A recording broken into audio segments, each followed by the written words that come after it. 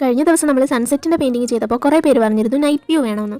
എന്നാൽ ഇന്ന് അതൊന്ന് ട്രൈ ചെയ്ത് നോക്കാം. ആരും വീഡിയോ സ്കിപ്പാക്കി പോവല്ലേ, കണ്ടിട്ട് അഭിപ്രായം പറയണേ. ये रातें ये मौसम नदी का किनारा ये चंचल हवा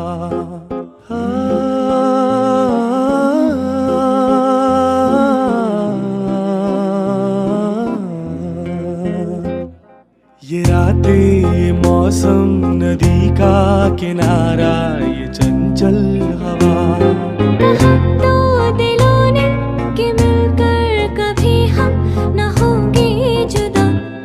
ये रातें ये मौसम नदी का किनारा ये चंचल हवा